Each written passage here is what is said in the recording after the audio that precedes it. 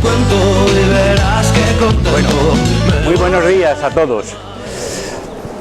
De la presentación cariñosa que Virginia ha hecho de mi persona, le ha faltado comentar un pequeño detalle. Y es que soy una persona extraordinariamente afortunada. ¿Cómo si no explicar que se me haya concedido el placer de estar ante todos ustedes, ante todos vosotros, para compartir algo que profundamente siento, como es el amor a la lectura? ¿Cómo si no haber asistido a uno de los espectáculos educativos más prodigiosos que he escuchado en los últimos tiempos, que se ha producido aquí, durante esta deliciosa hora, de la boca y del corazón de Jaime Buigas? 3. Fijaos que soy afortunado, porque si le encontramos, está por ahí, voy a hacer algo que a todos vosotros os encantaría. Ven para acá, Jaime. ¿Qué es? Darle el abrazo que se merece. Venga, hombre. Gracias. Gracias. Qué bien. Gracias. Qué bien. Un abrazo que a su vez es un acto de reconocimiento y de gratitud. Porque lo que Jaime nos ha demostrado esta mañana es, de manera muy clara, que todo acto de educación es un acto de generosidad. O dicho de otro modo, sin querer, sin amar, no hay educación posible. Es más, neurocientíficos tan cualificados como Francisco Mora, precisamente en su libro sobre neuroeducación, subtituló el ensayo «Solo se aprende lo que se ama». Y a veces, la mejor forma de mostrar el amor en el ámbito educativo es lanzar un reto permanente a nuestro enemigo fundamental. ¿Sabéis cuál es? El aburrimiento, el tedio, la rutina, la repetición, la inercia, cuando la vida no es sino cambio irrepetible. Y dicho eso, empiezo con lo que quiero compartir con todos vosotros. Veréis, la primera biblioteca que conocí en mi vida fue mi madre. Ella fue quien antes me enseñó el secreto de las palabras, su capacidad mágica de componer historias. Cada noche, antes de dormir, visitábamos las estanterías de su memoria. Y un día era una canción antigua, Gerineldo, Delgadina, Blancaflor y Filomena. Otra, los cuentos de siempre, Pulgarcito, Blancanieves, El gato con botas o Caperucita, esa que ya nunca más podrá volver a Manhattan. Las más, unas rimas o unas risas. Más tarde, aquellas palabras me llegaron también a través de las ondas, como del mar. Sentados alrededor de una radio que a todos nos congregaba, todavía no había aparecido el autismo del transistor, escuchábamos embelesados las andanzas de Aladino, los viajes de Simbad, las aventuras galácticas del inefable Diego Valor o las tribulaciones castizas del buen Garbancito de la Mancha, tan pequeño él que apenas podía salir de la oreja del buey donde había caído. Y el baúl de las historias se iba llenando y jamás dejaba de haber sitio en él para una nueva o para las mismas, repetidas una y otra vez, aunque nunca idénticas. Unas paperas me trajeron mi primer libro, unas anginas mi segundo, un cumpleaños mi tercero, y así Poco a poco fue naciendo mi personal biblioteca, imprevisible y caótica como la vida misma. Abarcaba del tebeo al cómic, de los libros de pandilla a las aventuras de Salgari. Todavía recuerdo con estremecimiento el día que de su mano descubrí la existencia de la palabra cimitarra, afilada y cortante como el propio objeto que denomina. De mi querido Verne a mi adorado Stevenson.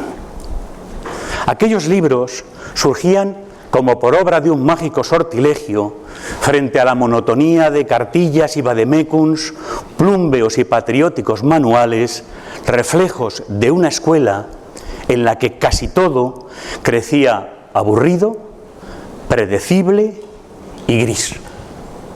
Una escuela donde la educación era cautiva de la instrucción, la experiencia un imposible inalcanzable y la práctica un mero placebo o sucedáneo. Veréis, estudié química sin jamás asistir a un laboratorio, arte sin nunca visitar un museo, idiomas sin apenas mantener una conversación del más mínimo interés. Luego, infructuosamente, he pasado toda mi vida intentando encontrar un contexto en el que poder colocar la frase fundamental sobre la que se basaba mi método de aprendizaje de inglés. The monkey is shaving. El mono se está afeitando. Y evidentemente todavía no he sido capaz de utilizarla.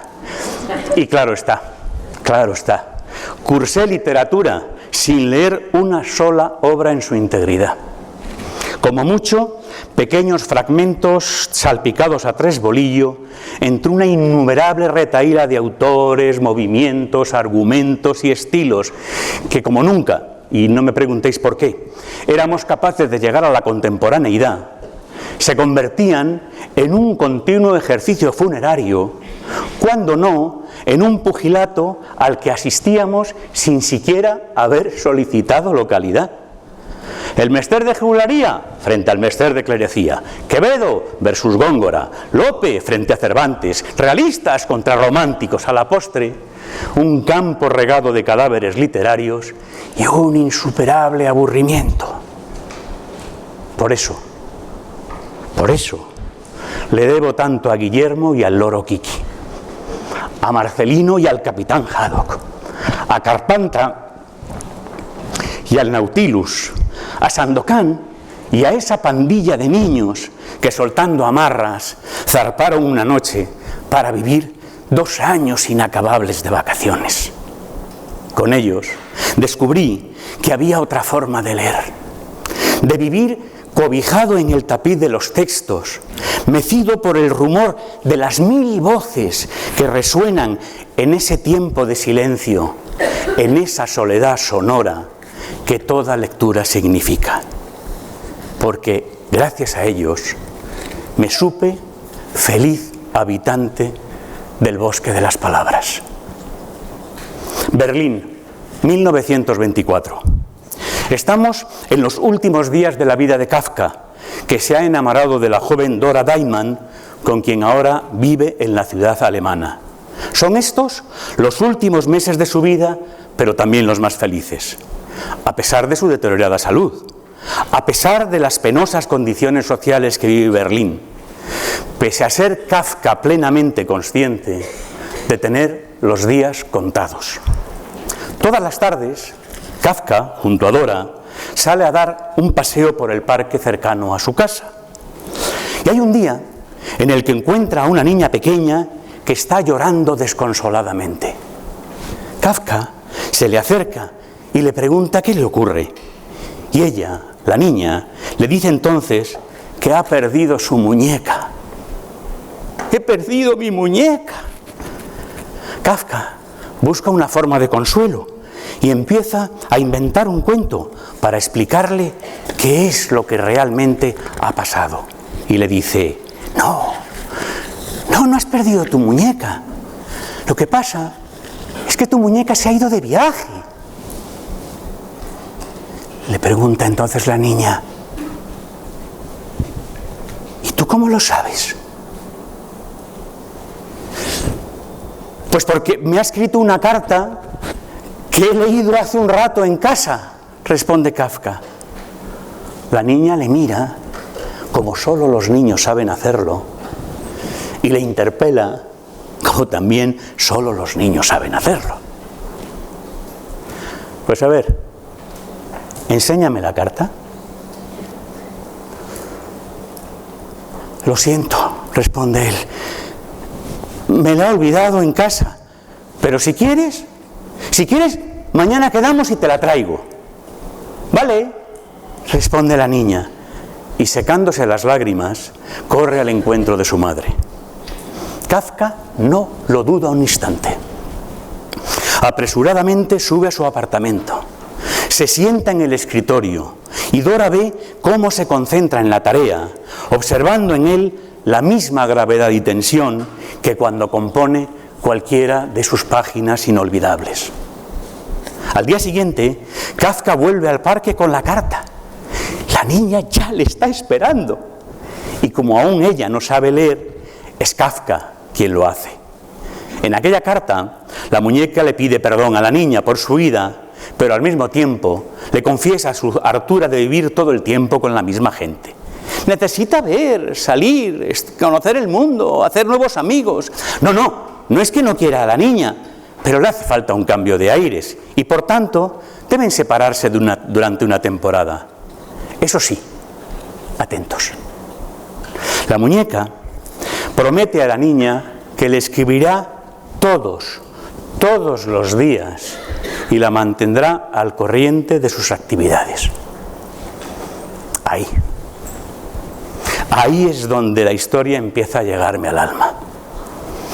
Ya es increíble que Kafka se tomara la molestia de escribir aquella primera carta, pero ahora se compromete a redactar una nueva cada día únicamente para consolar a la niña. Y así lo va a hacer durante 3 semanas. 3 semanas. Uno de los escritores más geniales que han existido jamás, sacrificando su tiempo, su precioso tiempo que va menguando cada vez más, para redactar cartas imaginarias de una muñeca perdida. Durante aquellas 3 semanas, Kafka acude todos los días al parque para leer cada carta a la niña. En ellas, la muñeca crece, va al colegio, conoce a nueva gente, sigue acordándose mucho de la niña, pero apunta ya a ciertas complicaciones que van surgiendo en su vida y que hacen imposible su regreso a casa. Kafka va preparando a la niña para el momento en que la muñeca desaparezca de su vida por siempre jamás. Y procurando encontrar un final satisfactorio, pues teme que si no lo consigue, el hechizo se rompa. Y tras de explorar diversas posibilidades, finalmente se decide a casar a la muñeca. Así que describe al joven del que la muñeca se enamora, la fiesta de petición de mano, la boda en el campo, incluso la casa en que la muñeca vive ahora con su marido. Y por fin, en la última línea, la muñeca se despide de su antigua y querida amiga, dejando en el aire la posibilidad de que algún día vuelvan a encontrarse. Para entonces, claro está, la niña ya no echa de menos a la muñeca. Kafka le ha dado otra cosa mucho más valiosa a cambio. Y cuando concluyen esas 3 semanas, las cartas le han aliviado de su tristeza, porque la niña tiene una historia. Y es que, como bien dice Paul Auster al recordar este conmovedor sucedido en su Brooklyn Follies, cuando una persona es lo bastante afortunada como para vivir dentro de una historia, y más si es una historia literaria, no hay pena de este mundo que no desaparezca. Vivimos tiempos extraordinarios, plagados de incertidumbres y al mismo tiempo de excepcionales oportunidades. Tiempos en los que un ciclo civilizatorio culmina y de manera aún difusa pero imparable, otro amanece acompañado de cambios espectaculares. ante nosotros, ante cada uno de nosotros, quizá más criaturas de intemperie que nunca, se abren multitud de caminos, y la duda, que junto a la curiosidad es siempre la antesala del conocimiento, excava en nuestro interior sus particulares galerías. Mario Benedetti lo expresa con imbatible lucidez cuando escribe: hoy, cuando creíamos tener todas las respuestas, nos han cambiado todas las preguntas. La información aumenta y se expande cada día de manera difícilmente imaginable. Veréis, la biblioteca más grande del mundo es la Biblioteca del Congreso de Washington, que tiene en su poder 150 millones de documentos. Para que os hagáis una idea en la comparación, la Biblioteca Nacional de España ronda los 6 millones de documentos. 150 millones de documentos. Hoy, la red, Internet, supera los 20.000 millones de documentos y su crecimiento es exponencial. Disponer de semejante acervo informativo supone una oportunidad única para la humanidad. Es, no lo dudéis, uno de nuestros logros más formidables. Pero, ¿seremos capaces de convertir ese magma informativo en conocimiento? ¿O resignados, aún peor, vencidos, habremos de conceder la razón a Steiner cuando él sentencia que nunca tanta información generó tan escasa sabiduría? ¿Y qué o quién nos puede auxiliar en tan singular singladura? ¿Qué o quién nos puede conceder el gobierno del timón, la carta de navegación, la brújula que nos permita avanzar aún en lo más oscuro de la noche? The answer, my friend, is blowing in the wind, diría Bob Dylan. Claro, la respuesta está flotando en el aire, en la brisa, en ese mismo viento amigo que nos acompañó desde que hace casi 300.000 años mujeres y hombres emprendimos nuestra aventura como Homo sapiens. Y ese aire, esa brisa, ese viento, ese aliento particularmente humano se llama lectura. Lectura. O por mejor decir, cultura lectora. Aquella que está iluminada y habitada por cada uno de los verbos que componen el ADN fundamental de lo que significa leer. Primera de verbos. Leer es atender, observar, escuchar. Toda lectura nace de un primer ejercicio de atención, la principal de las virtudes, como escribe Simone Weil.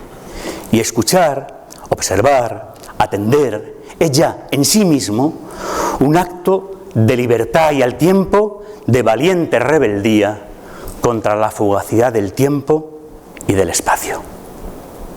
En el frontispicio de mi añorada y querida Facultad de Filosofía y Letras de la Universidad Complutense de Madrid, se lee un lema en latín que comienza diciendo: "Siste viator", detente, caminante. Y esa frase, ese detente caminante, más que una admonición, es el mejor consejo para quien desee iniciar la experiencia del conocimiento. Que, como escribe el siempre clarividente Antonio Lobo Antunes, pensar no es sino escuchar con pausa y con atención. Segundo verbo asociado al leer. Leer es interpretar. Apenas la atención nos sostiene, nuestra mente emprende un proceso apasionante: pasar de las sombras de lo escrito a la primera claridad lectora, porque interpretar es el alba de la lectura. El proceso es asombroso. La conexión entre los rasgos alfabéticos y sus correspondientes sonidos se produce de manera casi automática al tiempo que se abre en nosotros la secuencia semántica con todas sus múltiples posibilidades. De lo más profundo de nuestra memoria, que siempre es nuestra más genuina identidad, rescatamos el sentido preciso, o de no conocerlo, mantenemos lo ignorado en espera, neuronas de retardo, hasta que el propio contexto o la posterior consulta nos ofrezcan las claves para su discernimiento. Interpretar nos revela el primer secreto cargado de valor. No obstante, la palabra interpretar contiene la raíz indoeuropea pret, de donde viene la palabra, entre otras, aprecio, y nos acerca a las orillas del verdadero Rubicón de la lectura. Ojo que hemos llegado. El verdadero Rubicón de la lectura. Este es el momento decisivo. Retrocedemos, abandonamos, avanzamos. Dice el clásico: la derrota no llega cuando nos vencen, llega cuando desistimos. Así que, alea iacta es, la suerte está echada, demos el paso, porque leer es comprender. Y comprender es mucho más que entender. Para lograrlo, no solo es necesario que la razón proyecte su luz lógica y explicativa, sino que al mismo tiempo concurran las otras tres cualidades soberanas de nuestra inteligencia: la emoción, la imaginación, para Einstein la virtud fundamental de la inteligencia, y finalmente la intuición. Razón, emoción, imaginación e intuición.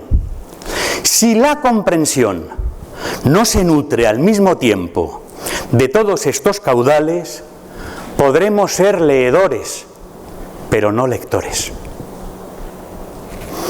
Ante el símbolo ondeante de la patria, el viejo maestro pregunta a sus alumnos: ¿qué veis? La bandera, responden unos. Otros: ¿el viento? No, sentencia el maestro. Se mueven vuestros corazones. Magnífico ejercicio de comprensión lectora.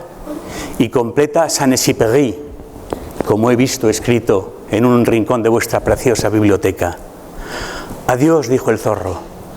Mi secreto es muy simple. No se ve bien sino con el corazón. Lo esencial es invisible a los ojos. Lo esencial es invisible a los ojos, repitió entonces el Principito, a fin de acordarse para siempre. Y el zorro concluyó: Sonsoles, el tiempo que perdiste por tu rosa hace que tu rosa sea tan importante para ti.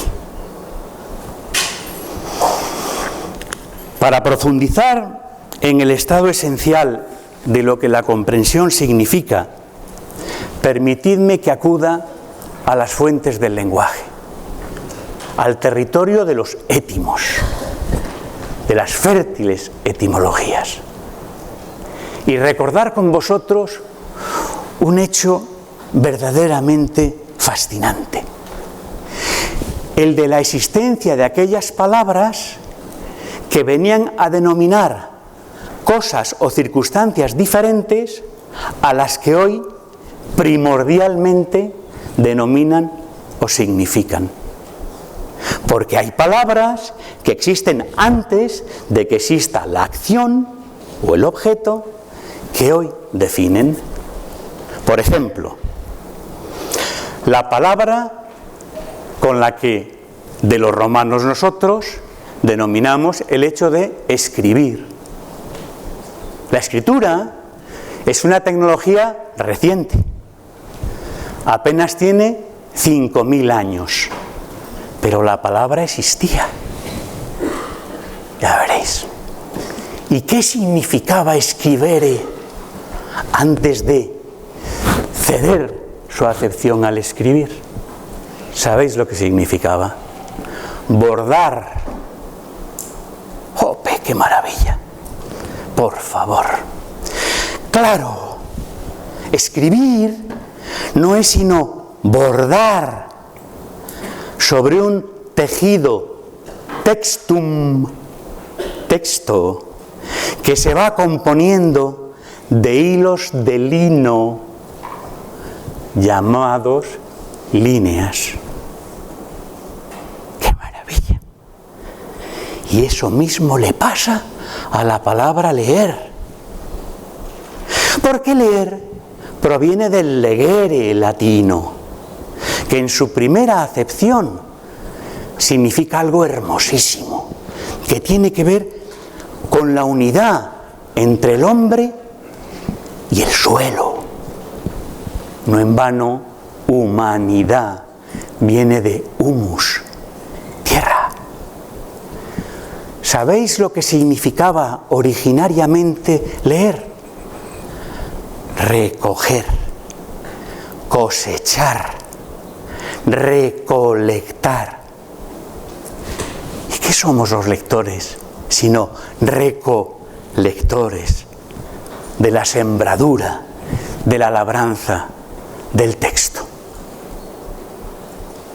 Segunda acepción del verbo legere.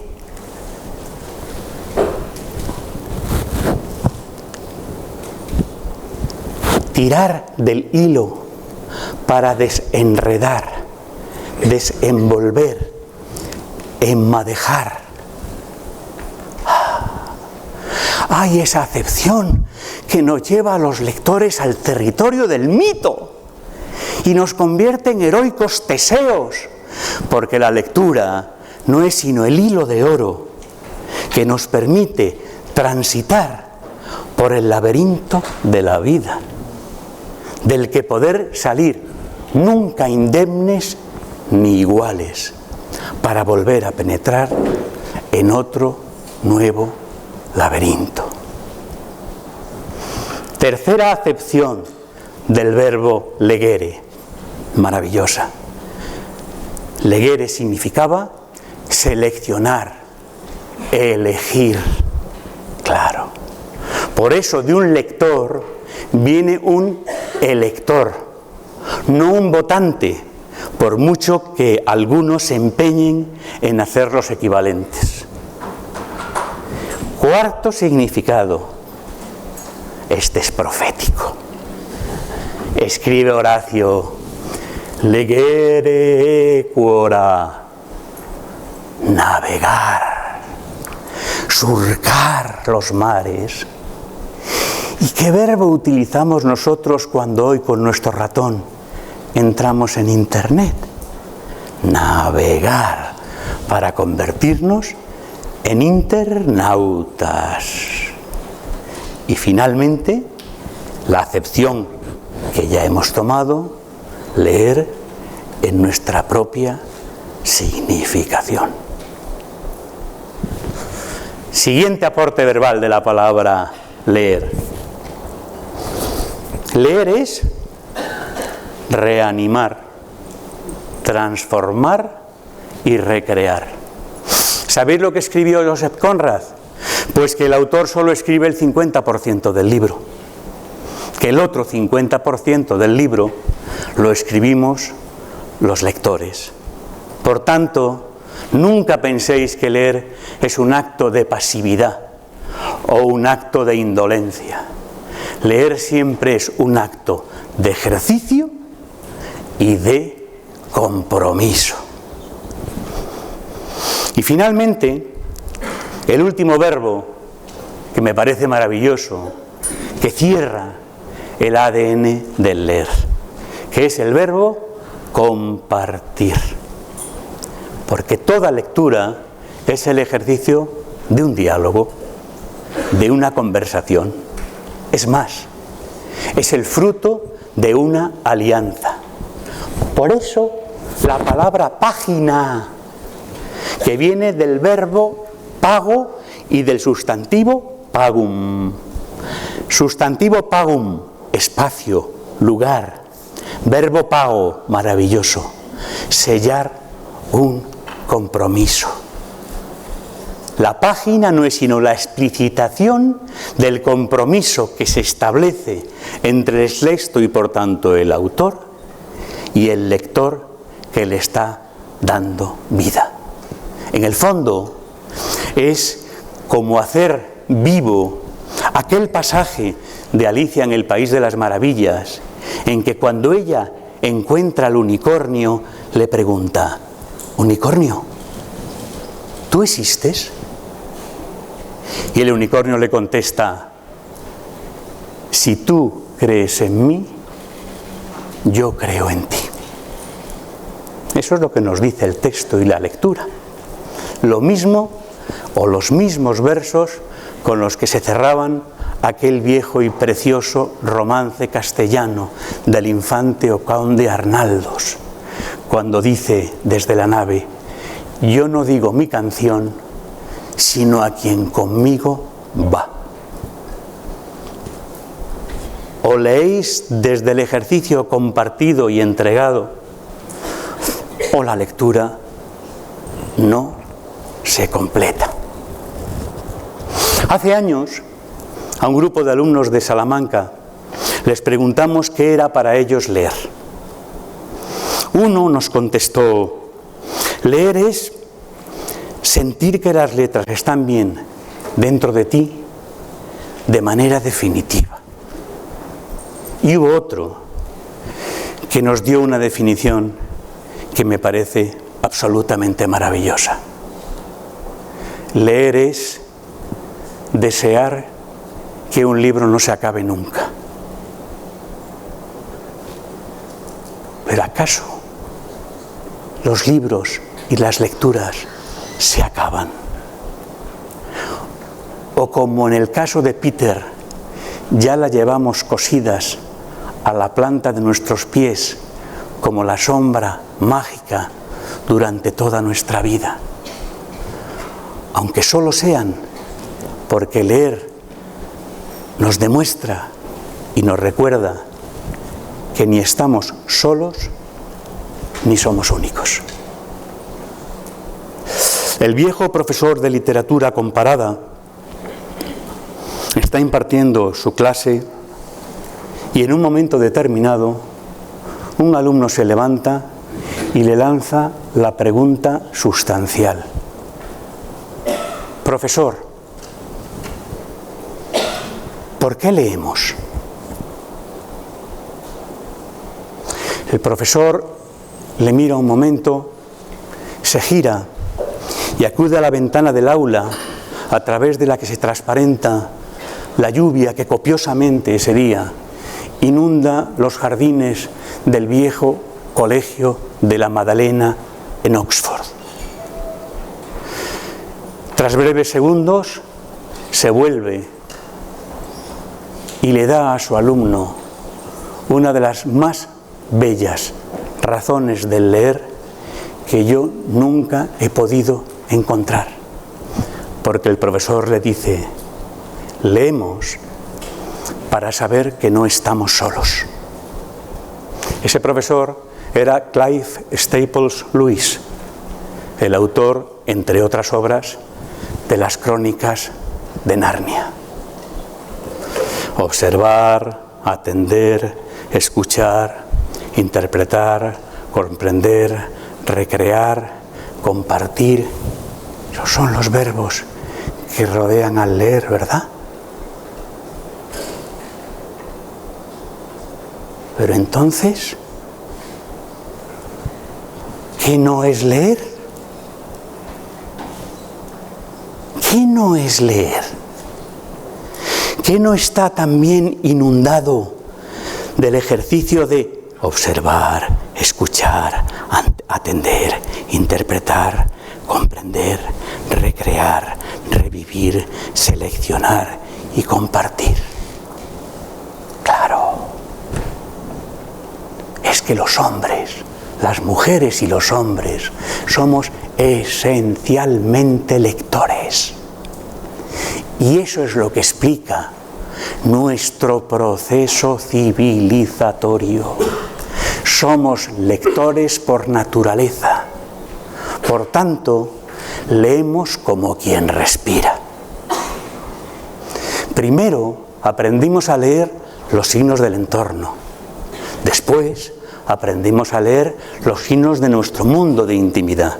Y finalmente con ello, en un día prodigioso en el que creamos un instrumento extraordinario, abrimos la conversación a través de las palabras.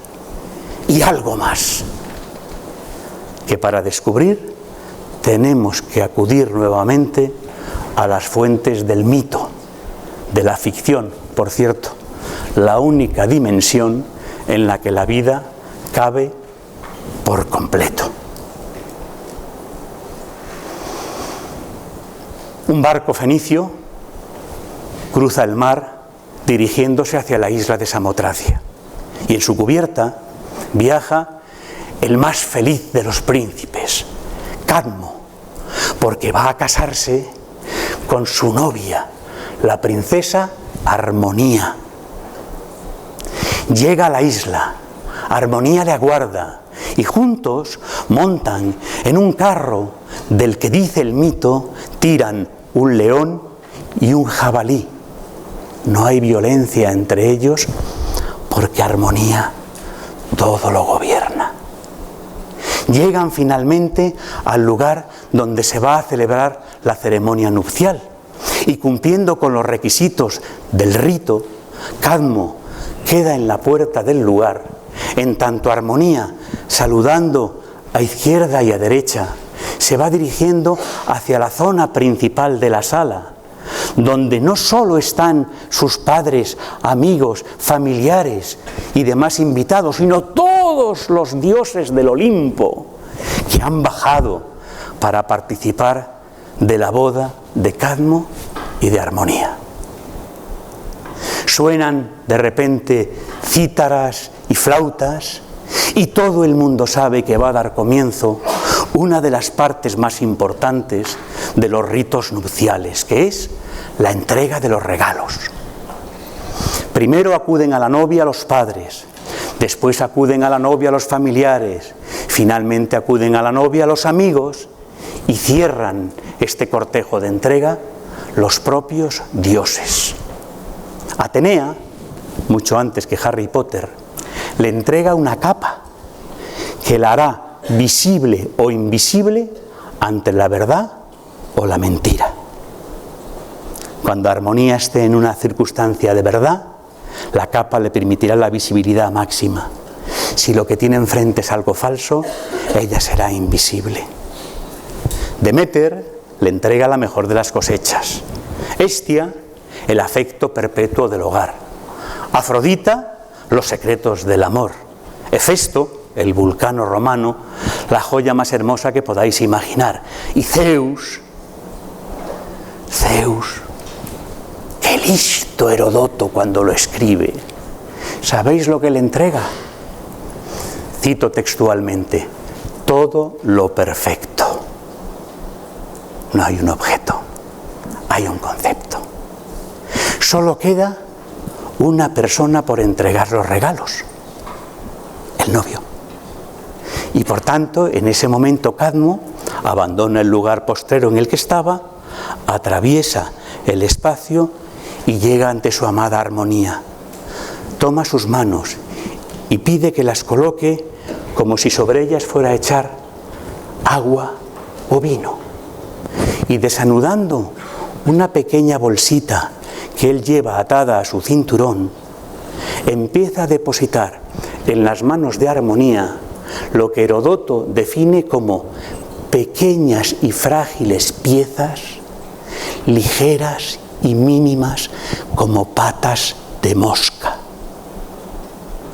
En ese momento Zeus, encolorizado, horrorizado, se levanta de su trono y ordena inmediatamente a los dioses que vuelvan al Olimpo, que abandonen la ceremonia, que desaparezcan inmediatamente de allí, porque el regalo que Cadmo acaba de entregarle a Armonía va a permitir que la huella de los hechos de los hombres sea imperecedera y, por tanto, que por vez primera nos dotemos de aquello que hasta entonces solo a los dioses pertenecía, el don de la inmortalidad. Porque aquellas piezas ligeras, frágiles, quebradizas, mínimas y pequeñas como patas de mosca, eran las letras del primer alfabeto.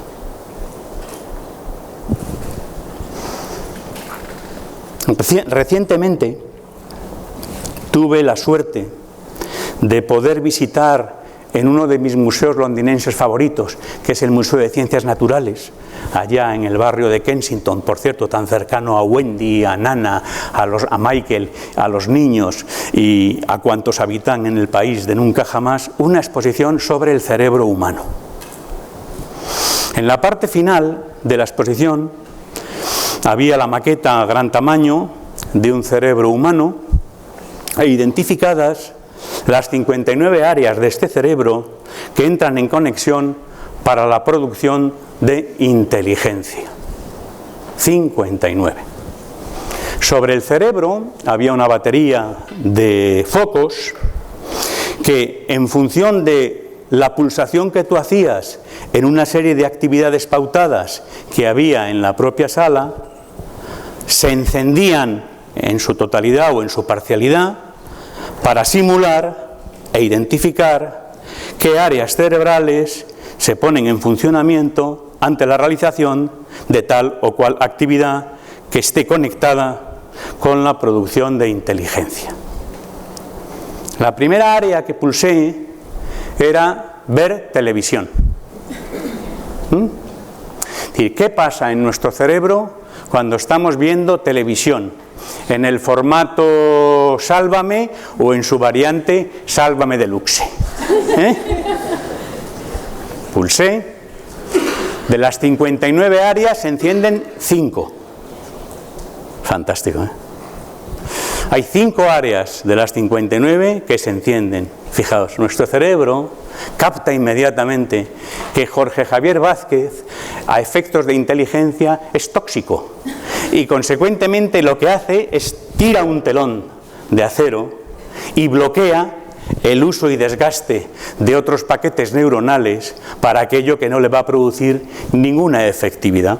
Y solo deja, digamos, abiertas 5 mínimas áreas que apenas tienen rendimiento intelectual ninguno. Si tenéis alguna duda respecto a la cientificidad de esta observación, hacedla vosotros en casa. Si conocéis a alguien que sea adicto a estos programas, por favor, mirad lo que ocurre en su rostro entre el minuto 30 y 35 de cada programa. Es infalible lo que os voy a decir. Lo que ocurre es lo siguiente. La boca se entreabre. Claro, es maravilloso. No parpadean. Están absolutamente abducidos por algo que es denso como el corcho y evidentemente improductivo como el alcornoque, que no les está produciendo la más mínima respuesta positiva intelectual. Claro, felizmente nuestro cerebro les ha protegido y ha dejado las otras áreas guardadas. Pero ¿sabéis de lo que no les ha protegido? De la clepsidra del tiempo. Y el relojito de arena de nuestro tiempo particular ha seguido cayendo. Y ese tiempo que tú no invertiste para tu rosa es un tiempo definitivamente perdido. Escuchando a Jaime, me alegraba mucho cuando recordaba que al pulsar la tecla escuchar música, se encienden 46 de las 59 áreas cerebrales. 46 de las 59 áreas cerebrales. Dejando un pequeño paquete, que es lo que permite, curiosamente, que podamos escuchar música y hacerlo compatible con la realización de cual o cual actividad semi-automatizada. Ahora os quería yo ver en mi caso, porque por supuesto había un renglón que ponía lectura de textos literarios. Y el botón. ¡Ah! El botón. ¿Qué hago? Bueno, 65 años bien llevados, que se dice. 45 en el mundo de la docencia, de la edición y del fomento de la lectura. Y el botoncito de marras que ponía leer textos literarios. Ya me iréis conociendo. Como soy un pertinaz curioso y un cotilla irrefrenable, evidentemente pulsé el botón. Pausa dramática y bebo. Un poquito de agua, por favor. Ay, ay, ay, ay, ay, ay, ay, ay, ay. ¿Qué pasó? Veréis, como soy tan sensitivo, todos mis terminales capilares ahora mismo están en vertical. Porque fue maravilloso. Se encendieron la totalidad, ya me estoy emocionando, perdonadme, bueno, achacarlo a la senilidad. Se encendieron la totalidad de los focos que empezaron a parpadear con toda la ebullición capaz de transmitirnos en el momento en el que nosotros nos estamos entregando a la lectura profunda de un texto. Todo nuestro cerebro está en movimiento, está enriqueciéndose, está alimentándose. Claro, por fin encontré una de las claves. Por ejemplo, ¿por qué en televisión una flor no huele nunca? Aunque sea la imagen más perfecta de la rosa, y en una página de texto, de papel, esa flor destila hasta el más delicado de los aromas. ¿O por qué en televisión un programa gastronómico no genera apetito? Y a mí me sonaba el intestino cuando leía Enid Blyton y asistía a aquellas meriendas de gaseosa, galletas de jengibre y pastel de carne que los Lucy, Dolly y compañía compartían en su adolescencia. Claro, porque la lectura me requiere y me reclama por entero. No estoy muy convencido. Pues os doy la prueba del algodón. Cuando leemos solo podemos leer. Y ahora viene una fundamental. Como fitness de este, imbatible. Imbatible. Y os digo una cosa. Nosotros, a los que la historia nos va a despachar con media línea, generaciones de transición, hombre, no es que para la menor duda, generaciones de transición, bueno, sí. Mirad, yo que soy el más anciano de la sala, pero tampoco soy Matusalén, he vivido en la Edad Media y en el siglo XXI en mi misma biografía. Cuando yo tenía 7 años, 6 años, 5 años, tuve la inmensa suerte de vivir largas temporadas en una paupérrima aldea extremeña. La casa que yo habitaba, construida por mi tatarabuelo, evidentemente era una casa de adobe, en la que no había luz eléctrica ni había agua corriente. El vehículo de movimiento fundamental se llamaba burro, mula o mulo. El correo llegaba una vez a la semana, el pan cada 3 días, el teléfono no existía y las misas eran de espaldas y en latín. Y ahora el móvil, el iPad y lo que viene. Hace poquito estaba, me invitaron a él, participando en un congreso con Google Europa, en el que se empezaban a mostrar, bueno, los avances tecnológicos que se presumen se van a comercializar en los próximos entre 5 y 7 años. Por ejemplo, ¿a qué hoy os sonreís cuando os acordáis de los disquetes? Y cuando nos acordamos del casete, y cuando nos acordamos del Wallman, bueno, ya está más metido, pero quiero deciros del CD-ROM, y por si os acordáis cuando llevábamos las bobinas de carretes de fotos a revelar, Bueno, pues con las mismas nos vamos a reír cuando digamos, ¿acordáis cuando teníamos ordenadores con teclado? Se acaban los teclados del ordenador. Los ordenadores van a ir primero a la voz, luego a impulso cerebral. ¿Sabéis el avance extraordinario que está habiendo en los traductores simultáneos? ¿Sabéis que dentro de relativamente poco, con unos casquitos que nos pongamos tú y yo, en cualquiera de los 24 idiomas en los que ya está experimentado ese tema, y felizmente el español es uno de ellos, vamos a poder conversar como yo conversé con un japonés, por cierto, estaba encantado porque era más bajito que yo creo que es la primera vez que me ocurre eso en la vida, y entonces hablaba y conversaba con él con total naturalidad, y yo le entendía prácticamente con una respuesta automática, y él me entendía con una respuesta automática. Y eso, cada vez que os acerquéis a él, no olvidéis que es la prehistoria. Estamos en la prehistoria de una serie de avances tecnológicos y comunicativos que no van a hacer sino sucederse. Por eso nosotros somos eso, una generación de transición entre un modelo y otro. Y lo que nos está pasando, y ahora volveré a la razón de la charla, y todas las convulsiones que yo creo que son felices que estamos viviendo, no son sino la evidencia de que el modelo anterior se empieza a agotar. Y que hay que crear un nuevo modelo. Y ese nuevo modelo probablemente tenga mucho que ver, fundamentalmente, con el cultivo de la materia prima, que va a ser la que distinga las sociedades y las personas que progresan de las sociedades y las personas que no progresan. Ya no se va a llamar situación geoestratégica en los países, menor o mayor demografía, ni siquiera capacidad de materias primas. ¿Sabéis lo que se va a llamar? Tener la capacidad de crear, importar y exportar talento. Ese es el reto del futuro inmediato. Crear, importar y exportar talento. Por tanto, todo aquello que contribuya a la creación del talento, que tanto tiene que ver con la respuesta que emerja de aquello que los seres humanos tenemos como irrepetible, y dos, de nuestra capacidad de socializar, por favor, primémoslo al máximo.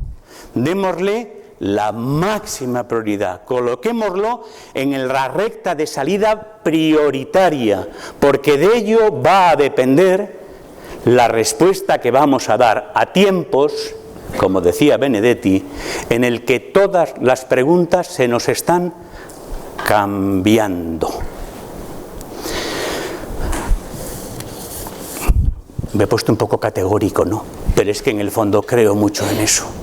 Y creo que en jornadas como las de hoy y en centros como el de hoy hay razones más que suficientes para que este mensaje, que espero haber podido compartir con todos vosotros, no solamente sea verdadero, sino que realmente se convierta en una auténtica realidad.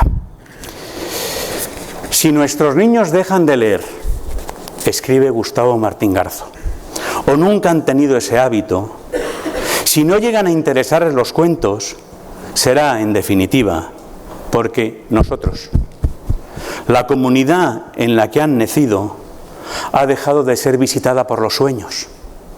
Y hace tiempo que no tiene gran cosa que contar, ni de sí misma, ni del mundo que la rodea. No les culpemos por ello.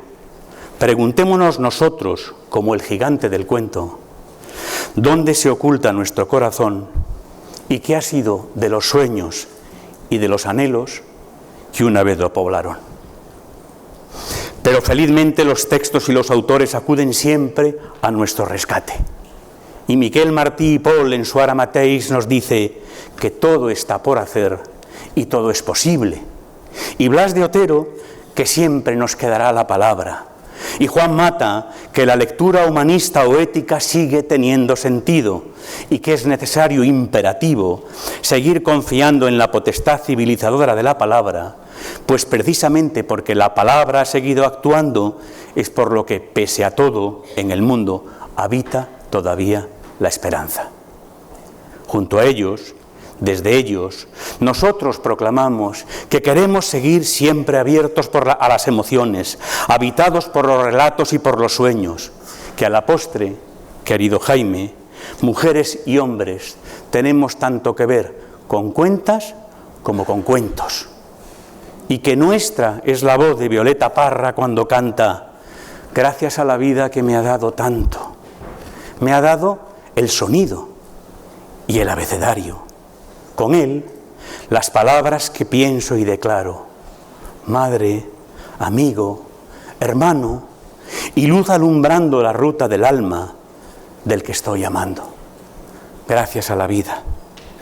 Gracias a los libros, a los textos, a quienes los escriben y a quienes, como vosotros, leyéndolos, los reescribís de manera interminable. Gracias a cada uno de vosotros por vuestra infinita amabilidad, por vuestra atención, por vuestra paciencia. Y termino ya. Pero no quiero hacerlo sin que resuene en esta sala una última y única palabra. Aquella que precisamente culminaba tantas y tantas lecturas de mi infancia, la que se esconde como final de cualquier singladura lectora y la que mejor resume mi deseo de seguir compartiendo con todas vosotras, con todos vosotros, nuevas ilusiones y utopías lectoras. La palabra continuará. Muchas gracias. Gracias.